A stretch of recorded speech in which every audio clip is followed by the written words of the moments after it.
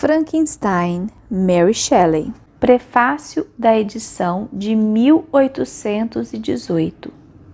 O acontecimento em que está baseada esta ficção foi suposto pelo Dr. Darwin e por alguns autores de fisiologia da Alemanha como uma ocorrência não de toda impossível.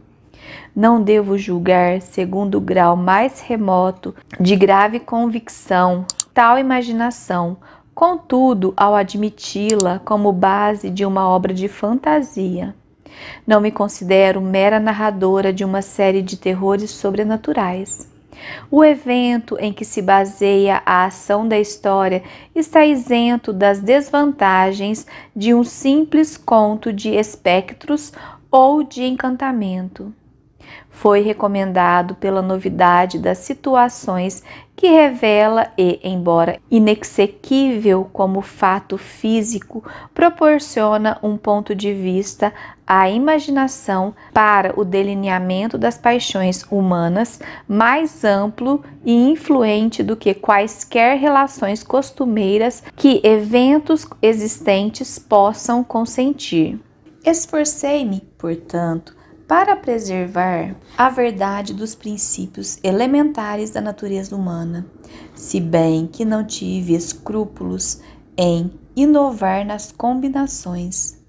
A Ilíada, a poesia trágica da Grécia, Shakespeare em A Tempestade e Sonho de uma Noite de Verão e, mais particularmente, Milton em Paraíso Perdido, conformam-se a essa regra, e a mais humilde romancista que busca conferir ou receber distração dos labores pode, sem presunção, fazer uso na prova fictícia de uma licença, ou melhor, de uma norma que, pela adoção de tantas combinações primorosas de sentimentos humanos, resultou nos mais sublimes exemplos de poesia.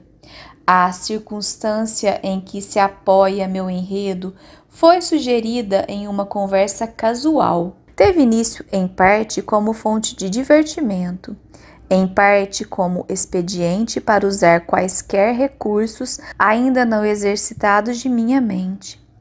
Outros motivos se misturaram a estes conforme a obra prosseguia. Não sou, de modo algum, indiferente à maneira como as tendências morais existentes nos sentimentos ou nas personagens possa afetar o leitor. No entanto, minha principal preocupação a esse respeito foi limitada a evitar os efeitos irritantes dos romances de hoje em dia. A demonstração de amabilidade nas afeições domésticas e a excelência de uma virtude universal. As opiniões que naturalmente brotam das personagens e da situação do herói não devem ser de modo algum concebidas como sempre existentes em minhas próprias convicções, nem se deve inferir a tais passagens uma predisposição para qualquer tipo de doutrina filosófica. É um assunto de interesse adicional da autora que essa história comece na região majestosa onde se passa principalmente a cena e em uma sociedade que não deixa de ser lastimada. Passei o verão de 1816 nos arredores de Genebra. A temporada estava fria e chuvosa e, à noite, nos reuníamos ao redor das achas ardentes. Às vezes, nos entretínhamos com histórias alemãs de fantasmas, que calharam de cair em nossas mãos. Essas histórias despertaram em nós o desejo divertido de as emular. Dois outros amigos, de cuja pena qualquer conto seria muito mais aceitável para o público do que qualquer coisa que eu venha a ter esperança de produzir, e eu aceitamos escrever, cada um uma história baseada em algum acontecimento sobrenatural. O tempo, no entanto, subitamente tornou-se límpido e meus 2 amigos partiram em uma viagem para os Alpes e perderam no cenário magnífico que presenciaram toda a lembrança das visões de fantasmas. A história a seguir foi a única concluída. Marlow, setembro de 1817. Carta 1. A Senhora Saville, Inglaterra. São Petersburgo, 11 de dezembro de 1700. Você ficará feliz em saber que nenhum desastre aconteceu no começo de uma empreitada que olhava com tantos pressentimentos negativos. Cheguei aqui ontem e minha primeira tarefa é assegurá-la, minha querida irmã, do meu bem-estar e da crescente confiança no sucesso da minha empresa. Já estou bem ao norte de Londres e, enquanto caminho pelas ruas de Petersburgo, sinto uma brisa fria do norte tocar em minhas bochechas, que fortalece meus nervos e me enche de alegria. Você entende essa sensação? Esta brisa que viajou das regiões para as quais estou indo me dá o prenúncio daqueles climas gelados. Inspirado por este vento de promessa, meus sonhos diários tornam-se mais fervorosos e vívidos. Tento, em vão, persuadir-me de que o polo é a sede da geada e desolação, mas ela sempre se apresenta à minha imaginação como a região de beleza e deleite. Lá, o sol é para sempre visível.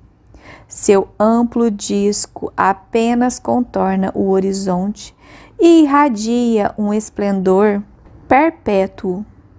Lá, pois, com sua licença, minha irmã, que eu dê algum crédito aos precedentes navegadores.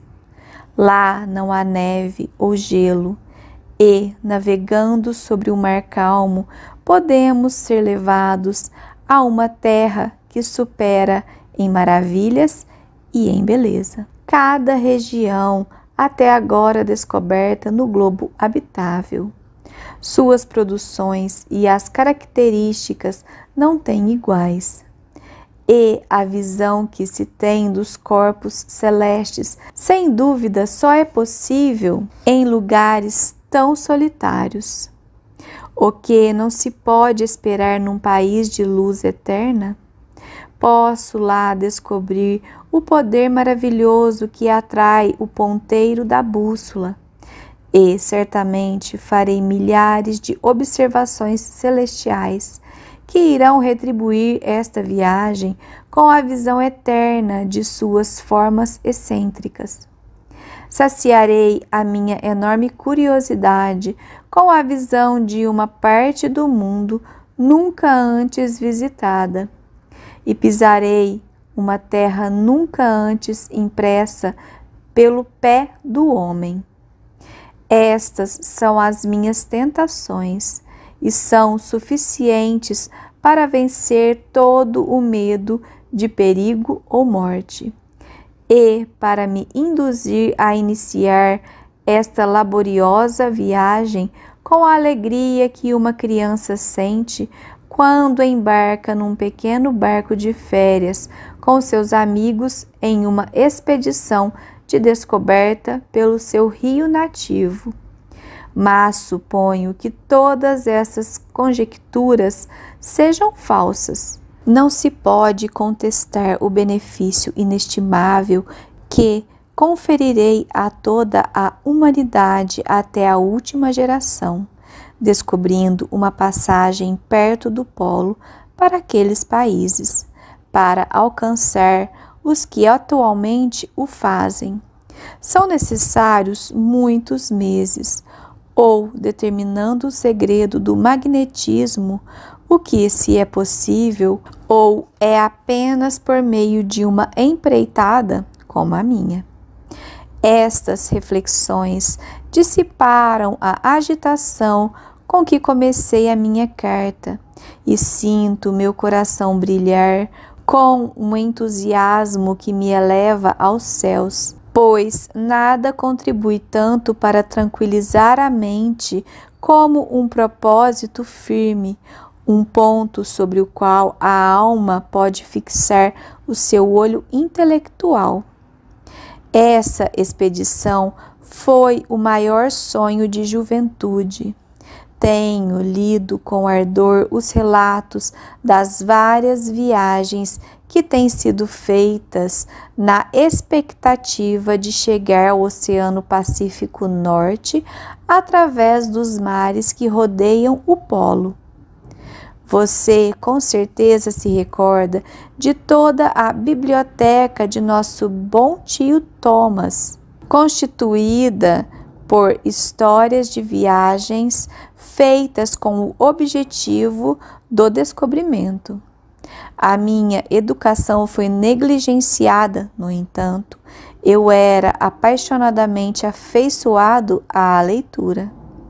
Esses volumes foram meu estudo dia e noite, e minha familiaridade com eles aumentava aquela tristeza que eu sentira ainda criança, ao saber que as circunstâncias da morte de meu pai levaram meu tio a proibir que eu embarcasse numa vida de aventuras no mar. Estas visões desvaneceram-se quando percorri pela primeira vez aqueles poetas cujas efusões entraram a minha alma e elevaram-na ao céu. Tornei-me também um poeta e durante um ano vivi num paraíso da minha própria criação. Imaginei que também poderia obter um lugar no templo que consagrava Homero e Shakespeare. Você conhece bem o meu fracasso e o quanto sofri a desilusão. Mas, na mesma época, recebi uma herança do meu primo e meus pensamentos se voltaram para aqueles sonhos da juventude. 6 anos se passaram desde que decidi empreender esta viagem. Ainda hoje, lembro-me do exato momento em que tomei a decisão de me dedicar a essa empreitada. Comecei por habituar meu corpo às dificuldades. Acompanhei pescadores de baleias em muitas expedições no Mar do Norte. Voluntariamente sofri de frio, fome, sede e falta de sono. Muitas vezes trabalhei mais do que os marinheiros comuns durante o dia e dediquei as minhas noites para o estudo da matemática, da teoria da medicina e aqueles ramos da ciência física, dos quais um aventureiro naval extrai vantagens práticas. Na verdade, por 2 vezes empreguei-me como ajudante de um baleeiro da bandeira groenlandesa e me admirei com meu próprio desempenho. Senti-me um pouco orgulhoso quando o meu capitão me ofereceu o 2º posto na embarcação e pediu-me que permanecesse com eles. Tamanha era sua consideração por meus serviços.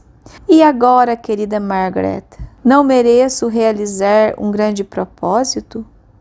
Minha vida poderia ter sido de luxo e prazer, mas preferi a glória a todos os atrativos da riqueza colocados em meu caminho. Minha coragem e resolução são firmes, mas minhas esperanças oscilam e meu ânimo muitas vezes se enfraquece.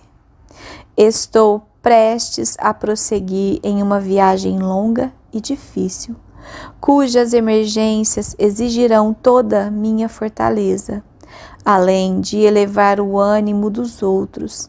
Terei, às vezes, que sustentar os meus próprios, quando os dos outros tiverem faltado. Esta é a melhor época para viajar pela Rússia.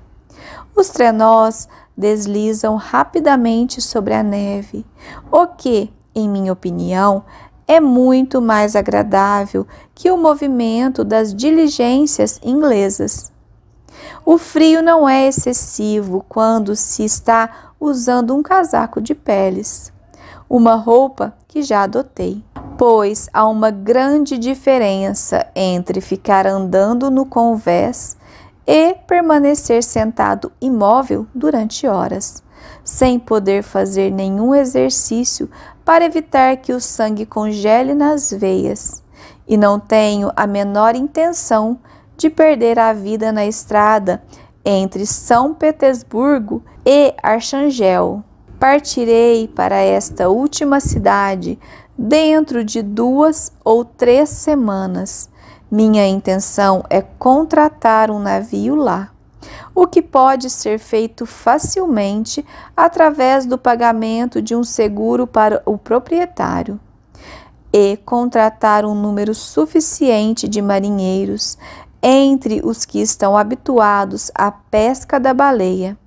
Realmente não pretendo viajar até o mês de junho. E quando devo regressar? Ah, querida irmã, como posso responder a esta pergunta? Se tiver sucesso, muitos meses, talvez anos, passarão antes que voltemos a nos encontrar. Se falhar, você me verá em breve ou nunca mais. Adeus, minha querida, excelente Margaret. Que os céus derramem bênçãos sobre você e me protejam, para que eu possa cada vez mais retribuir todo o seu amor e doçura. O vosso irmão afetuoso, R. Walton. Carta 2. A Senhora Saville, Inglaterra. Archangel, 28 de março de 1700. Como o tempo passa lentamente aqui, cercado que estou pelo gelo e pela neve. No entanto, já dei mais um passo no que se refere à realização de minha empreitada. Aluguei um navio e estou ocupado selecionando os marinheiros. Aqueles que já contratei parecem ser homens nos quais posso confiar. São corajosos e destemidos, mas tenho um desejo que nunca fui capaz de satisfazer. É uma ausência que agora sinto de forma muito intensa. Não tenho amigos, Margaret. Quando estou entusiasmado com o sucesso, não tenho com quem dividir a alegria. E, se estou decepcionado, ninguém procura me dar apoio. Devo colocar meus pensamentos no papel, é verdade, mas esse é um meio ruim para a comunicação de sentimento. Desejo a companhia de uma pessoa que simpatize comigo, que pense como eu. Você pode me considerar um romântico, minha querida irmã, mas sinto amargamente a falta de um amigo. Não tenho ninguém próximo a mim, sereno e corajoso, que tenha uma mentalidade elevada e aberta, cujos gostos são iguais aos meus, para aprovar ou corrigir meus planos. Como um amigo assim consertaria as falhas de seu pobre irmão? Sou impulsivo demais na execução e muito impaciente com as dificuldades. Mas é um mal ainda maior para mim ser autodidata. Os primeiros 14 anos da minha vida foram sem preocupações, e a única coisa que li foram os livros de viagem da biblioteca de nosso tio Thomas. Naquela idade, conheci os poetas consagrados de nosso país, mas foi só quando eles perderam o poder de me inspirar que percebi a necessidade de conhecer outras línguas além da minha. Agora, aos 28 anos, tenho, na verdade, menos leitura que muitos alunos de 15 anos. É verdade que tenho pensado mais, e meus sonhos são mais amplos e magníficos, mas eles precisam de, como dizem os pintores, harmonia. E realmente anseio por um amigo que tenha discernimento suficiente para não me ver como um sonhador e tenha paciência para ajudar-me. Bem, esses lamentos são inúteis. Certamente não encontrarei nenhum amigo no vasto oceano, nem mesmo aqui, em Archangel, entre mercadores e marinheiros. No entanto, até os homens mais rudes têm sentimentos dignos. Meu imediato, por exemplo, é um homem muito corajoso e empreendedor.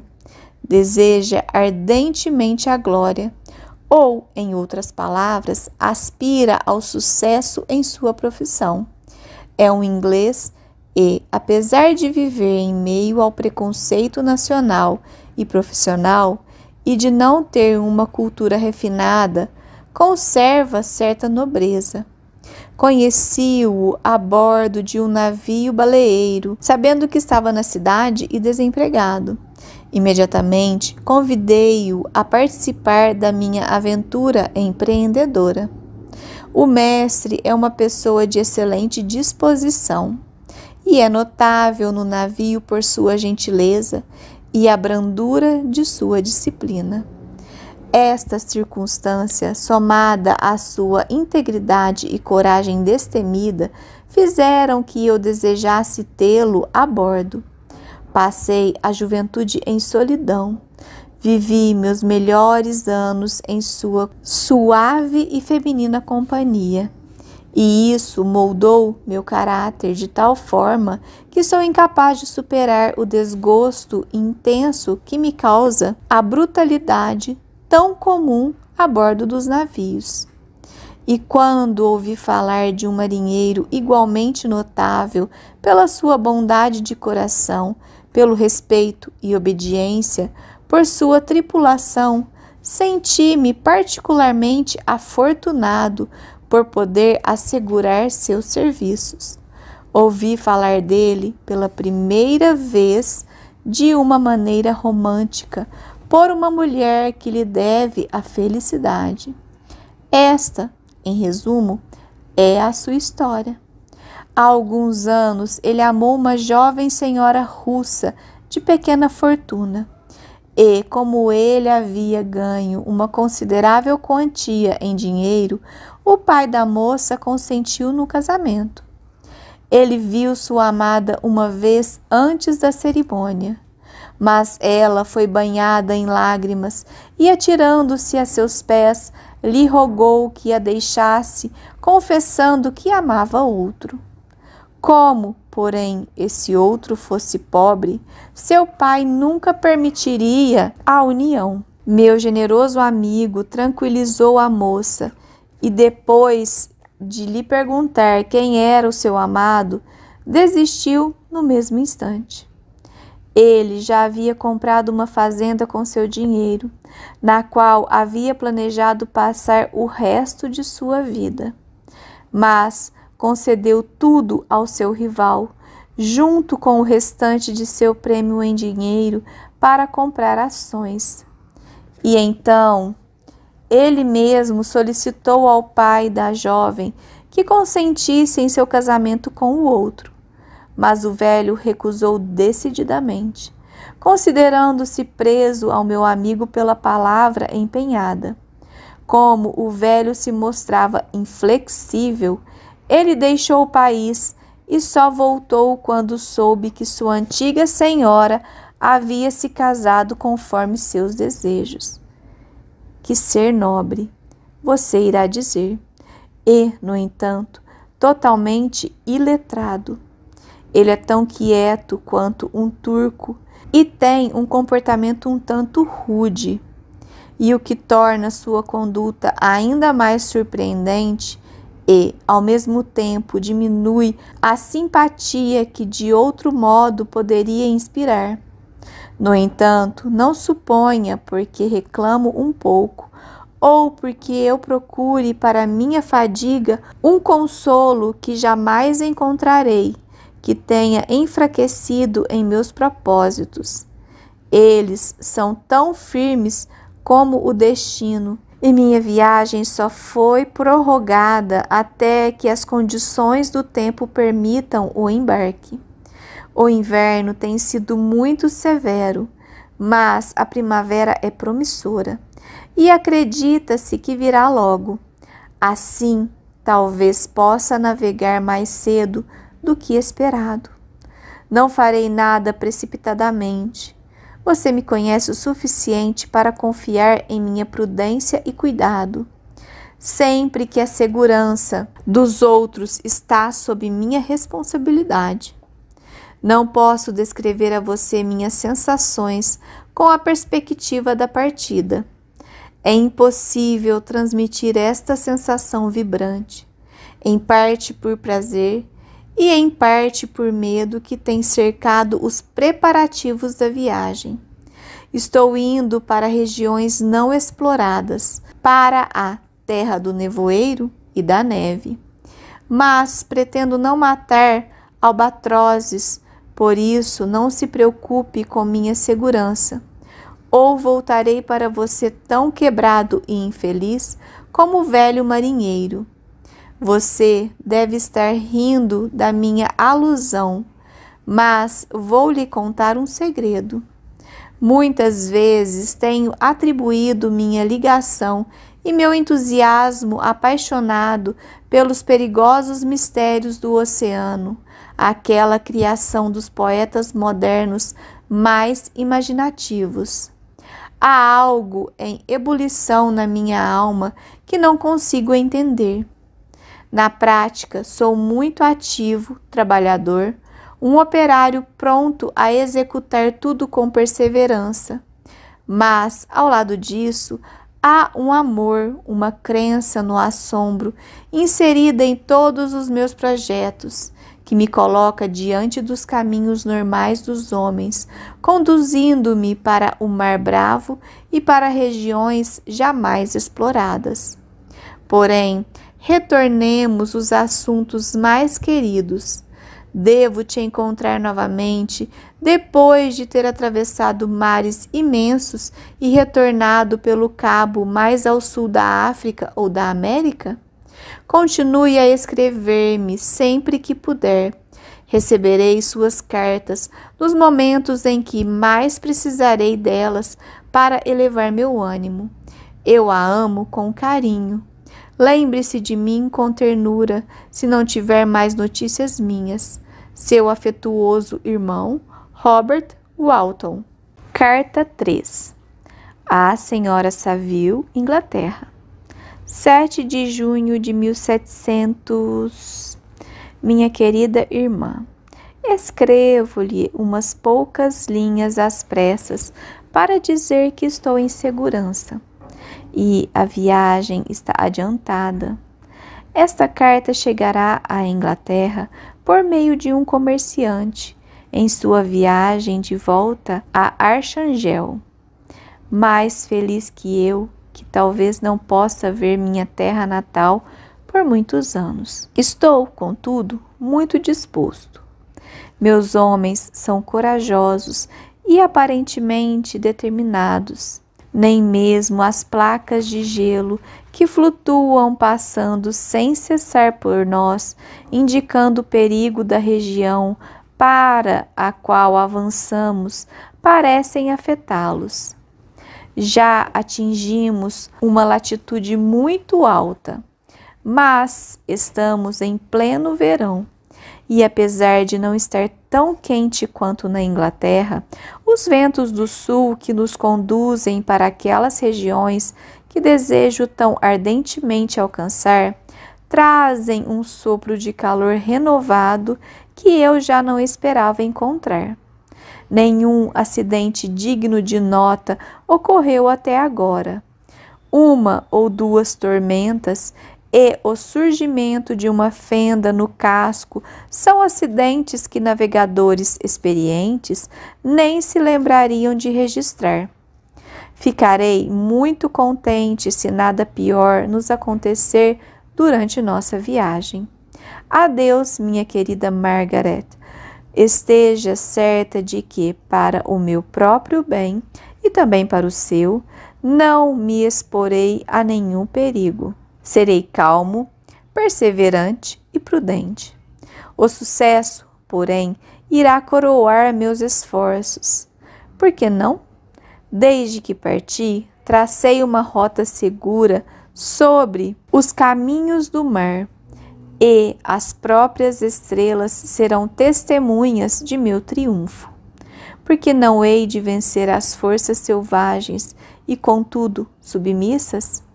O que pode parar o coração determinado e a vontade do homem? É o que diz meu coração cheio de amor, mas tenho de terminar. Que os céus a abençoe, minha amada irmã. Robert Walton. Carta 4. A Senhora Saville, Inglaterra. 5 de agosto de 1700. Um acidente muito estranho nos ocorreu e não posso deixar de registrá-lo, embora seja muito provável que nos veremos antes que estes papéis cheguem às suas mãos. Na segunda-feira passada, 31 de julho, estávamos quase cercados pelo gelo que bloqueava inteiramente o navio, mal deixando-lhe espaço suficiente para flutuar. Nossa situação era perigosa, especialmente considerando-se que estávamos rodeados de forte nevoeiro por todos os lados. Diante disso, lançamos âncora na esperança de que o tempo melhorasse. Por volta das 2 horas, a neblina desapareceu e avistamos a estender-se em todas as direções vastas e irregulares planícies de gelo que pareciam não ter fim. Alguns dos meus companheiros puseram-se a resmungar e eu mesmo comecei a preocupar-me quando um estranho espetáculo de súbito nos atraiu a atenção, distraindo-nos da apreensão com que considerávamos nossa posição no momento. Percebemos um trenó puxado por cães que rebocava uma carreta baixa, seguindo rumo ao norte, a uma distância de meia milha. Uma criatura que tinha aspecto humano, mas parecia de estatura gigantesca, estava sentada no trenó, guiando os animais. Assistimos com nossa luneta à trajetória do viajante, que se afastava rapidamente, até perdê-lo de vista na superfície desigual do gelo. Essa aparição deixou-nos maravilhados, pois estávamos, segundo acreditávamos, a muitas centenas de milhas da terra firme. Mas o viajante não parecia dar-se conta disso. Dadas as nossas condições, não havia como seguir a trilha que ficamos observando atentamente. Cerca de 2 horas depois, ouvimos o estrondo do mar sob o gelo e, antes que anoitecesse, a espessa camada se rompeu, liberando o nosso navio. Contudo, permanecemos ancorados até o amanhecer, temendo chocar-nos nas trevas contra aquelas placas soltas que flutuavam nas águas depois de rompido o gelo. Aproveitei para descansar algumas horas. Pela manhã, bem cedo, subi para o convés e encontrei todos os marinheiros muito atarefados em um dos bordos do navio, aparentemente falando com alguém que estava no mar. Era, na verdade, um trenó tal como o que havíamos visto anteriormente e que tinha flutuado em nossa direção durante a noite, sobre um grande fragmento de gelo. Apenas um cão havia sobrevivido, mas havia um ser humano a quem os marinheiros estavam persuadindo a subir a bordo. Ele não nos pareceu, tal como o outro viajante, um habitante selvagem de alguma ilha desconhecida, mas sim um europeu. Quando cheguei à amurada, o mestre disse-lhe: "Este é o nosso capitão. Ele não permitirá que o senhor morra no mar." Ao me avistar, o estranho dirigiu-se a mim em inglês, se bem que com sotaque estrangeiro. "Antes que eu entre em seu navio, poderia fazer a gentileza de me informar qual é o seu destino?" Você pode imaginar meu espanto ao ouvir uma pergunta dessas feita por um homem à beira da morte, e para quem supunha que o meu navio fosse uma dádiva mais valiosa do que todos os tesouros da terra. Respondi, contudo, que estávamos numa viagem de exploração rumo ao Polo Norte. Ouvindo isso, ele pareceu satisfeito com o esclarecimento e concordou em subir a bordo. Deus do céu, Margaret, se você visse o estado do homem que ainda impunha condições para ser salvo, sua surpresa não teria limites. Seus membros estavam quase congelados, o corpo terrivelmente enfraquecido pela fadiga e pelo sofrimento. Nunca tinha visto alguém em tão lastimável condição. Tentamos carregá-lo para minha cabine, mas logo que foi retirado do ar livre, desmaiou. Por isso, o trouxemos de volta ao convés e conseguimos, com algumas fricções de aguardente e obrigando-o a engolir um pouco da bebida, fazê-lo voltar a si.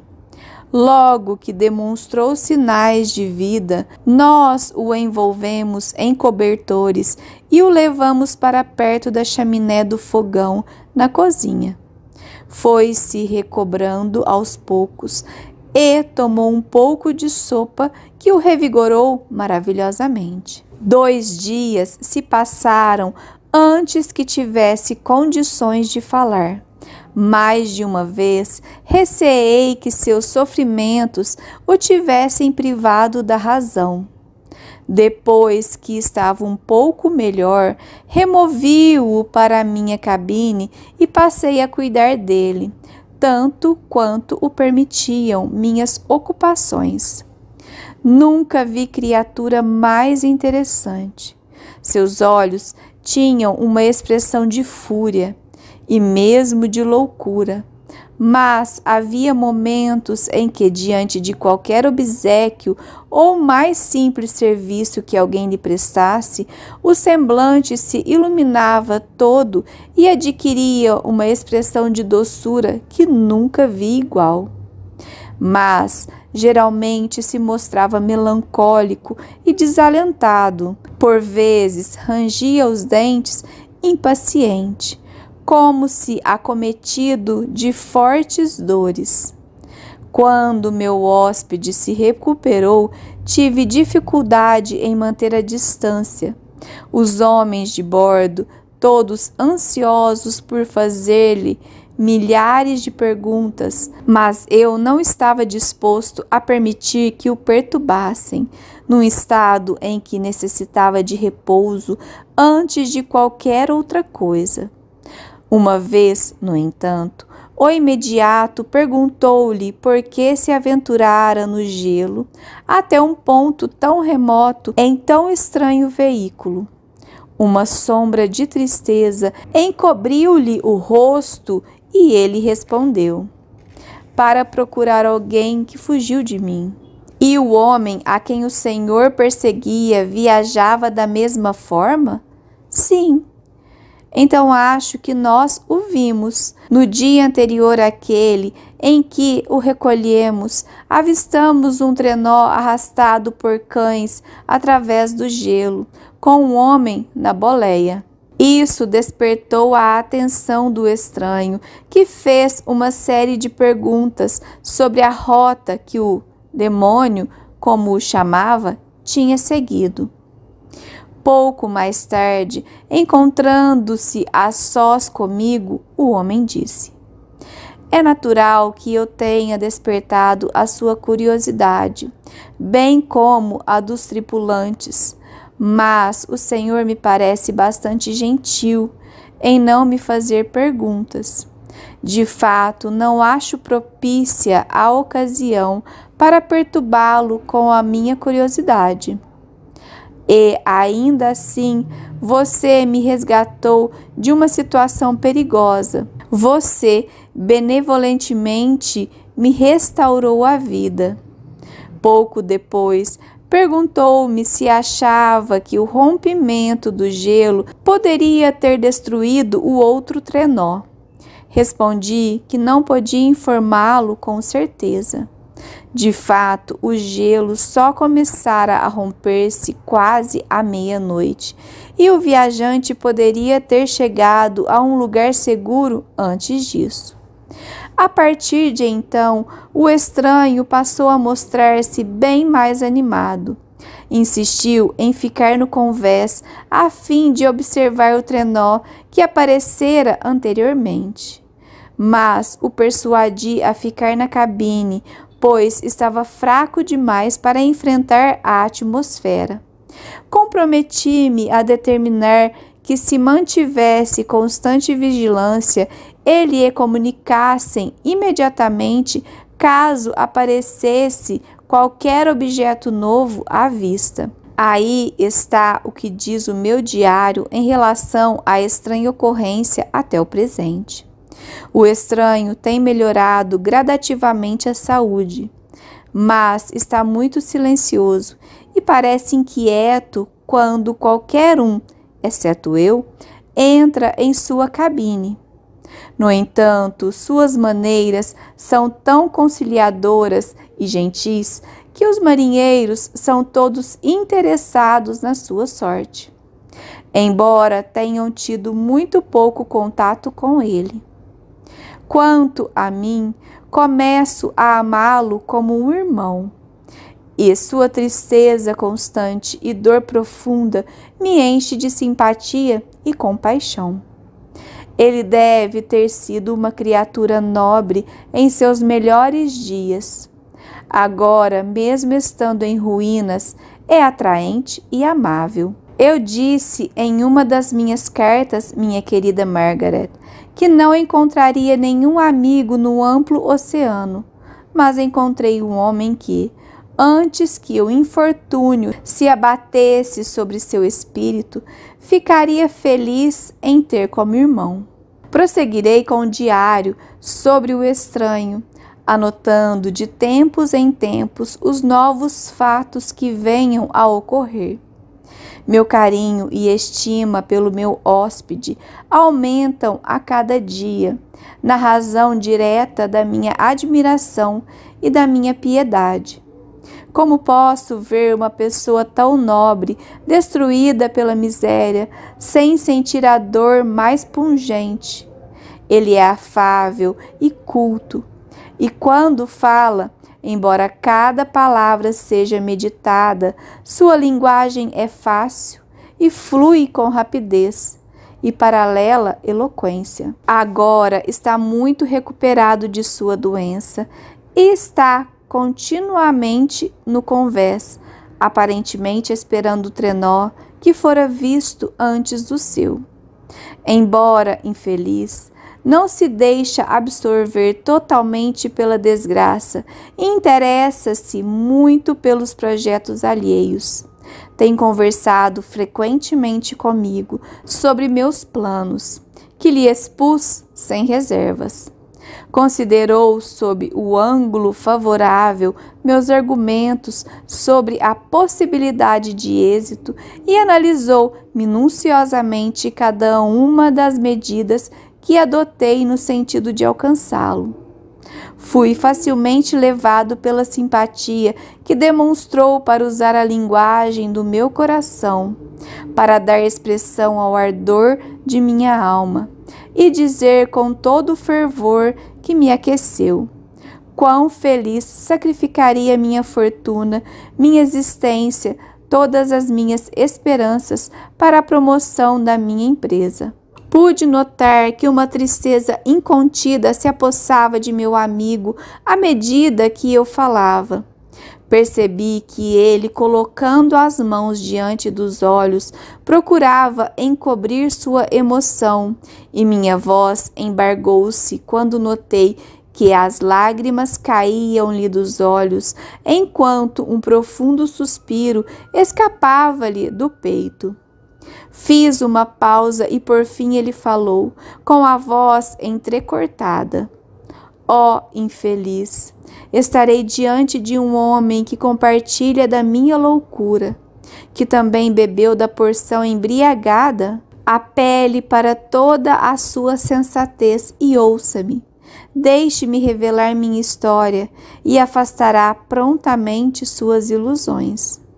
Essas palavras, você pode imaginar, excitaram fortemente minha curiosidade, mas o impulso emocional de que foi tomado o estranho enfraqueceu suas faculdades já debilitadas, e me pareceu melhor deixar que algumas horas de repouso e uma conversa mais calma, alheia às circunstâncias, lhe restituíssem a tranquilidade.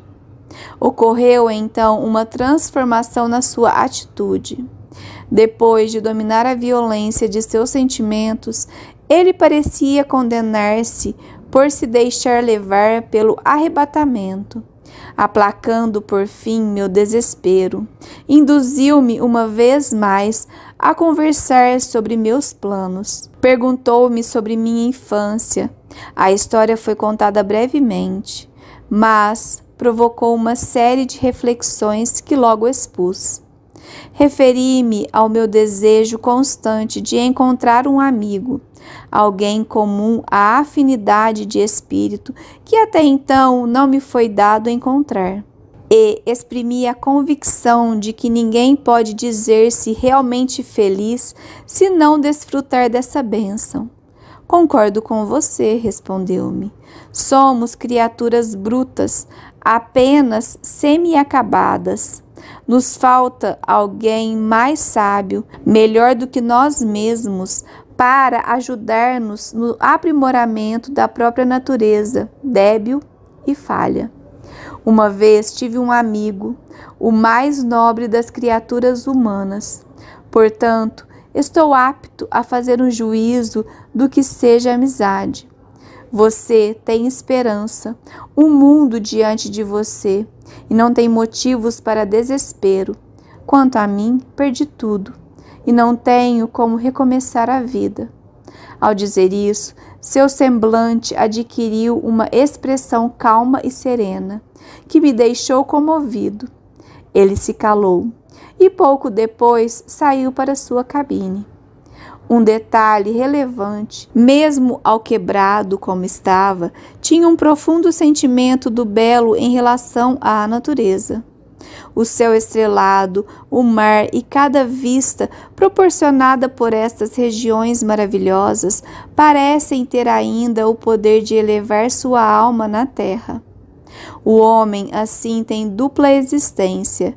Por mais que sofra e esteja oprimido por decepções, faz-se quando se recolhe a si mesmo, rodeado por uma auréola na qual não penetram a dor ou a revolta. Estará você sorrindo do meu entusiasmo por esse desconhecido? Não estaria se o visse. Você tem se ilustrado por meio dos livros, tem se enclausurado em seu pequeno mundo e sente-se entediada, mas justamente isso lhe dá condição para apreciar os méritos desse homem extraordinário. Tenho tentado descobrir que segredo, que poder oculto ele detém, capaz de elevá-lo tão acima de qualquer pessoa que conheci até hoje. Será, talvez, um discernimento intuitivo e infalível, uma inusitada capacidade de raciocínio, ou mesmo um poder de percepção que transcende o conhecimento do comum dos homens? Junte a isso seu poder de comunicação e a entonação de sua voz, de uma profundidade impressionante. Ontem o estranho me disse: "Você pode facilmente perceber, Capitão Walton, que sofri grandes e inigualáveis infortúnios. Tinha decidido que a lembrança desses infortúnios iriam morrer comigo. Mas você me cativou a ponto de fazer-me alterar essa decisão. Tal como fiz outrora, você busca por conhecimento e sabedoria, e espero que a satisfação desses desejos não venha a tornar-se uma serpente que lhe inocule seu veneno, como a mim sucedeu. Ainda assim, quando reflito que você está seguindo o mesmo curso, expondo-se aos mesmos perigos que me tornaram o que sou, imagino que possa tirar algum proveito da minha história e que possa orientá-lo, se você tiver sucesso em seu empreendimento, e consolá-lo no caso de fracasso. Prepare-se para ouvir o relato de fatos que normalmente poderiam ser considerados maravilhosos. Estivéssemos em outro ambiente, como o que em outras épocas cercava o nosso dia a dia, temeria sua descrença e ridicularização. Porém, muitas coisas parecem impossíveis nestas regiões misteriosas, coisas que poderiam provocar o riso dos poucos afeitos às forças mutáveis e inelutáveis da natureza. Por outro lado, minha história guarda, em sua própria essência, provas insofismáveis da sua verdade. Você pode facilmente imaginar que fiquei satisfeito com a narração, mas, por um lado, relutava em fazê-lo reviver a sua mágoa por meio de seu relato. Desejava a história, em parte movido pela curiosidade, em parte querendo diminuir o seu sofrimento, no que estivesse ao meu alcance. Manifestei esses sentimentos. Eu te agradeço, disse ele, por sua solidariedade, mas de nada pode adiantar-me. Meu destino está quase cumprido. Espero apenas um acontecimento, e então repousarei em paz. Como eu mostrava a intenção de interrompê-lo, fez um gesto rápido e prosseguiu. Compreendo o seu sentimento, mas está enganado, meu amigo. Se me permite tratá-lo assim, nada poderá alterar o meu destino. Ouça a minha história e se convencerá disso. Então, comunicou-me que começaria sua narrativa no dia seguinte, quando pudesse ouvi-lo. E essa promessa me fez o agradecer calorosamente. Resolvi registrar suas palavras todas as noites, tão fielmente quanto possível. Se estiver muito ocupado, pelo menos tomarei notas. Este manuscrito lhe fará, sem dúvida, o maior prazer, mas fico imaginando, eu que conheço a personagem e que ouço a história de seus próprios lábios, com que interesse não o lerei no futuro. Mesmo agora, ao começar minha tarefa, ressoa em meus ouvidos sua voz sonora. Seus olhos brilhantes envolvem-me com expressão melancólica. Vejo-lhe a mão delgada, erguida em gestos de entusiasmo, enquanto os traços do rosto revelam o que lhe vai na alma. Estranha e angustiante deve ser a história da tempestade que desabou sobre essa vida. levando-a ao naufrágio, ei-la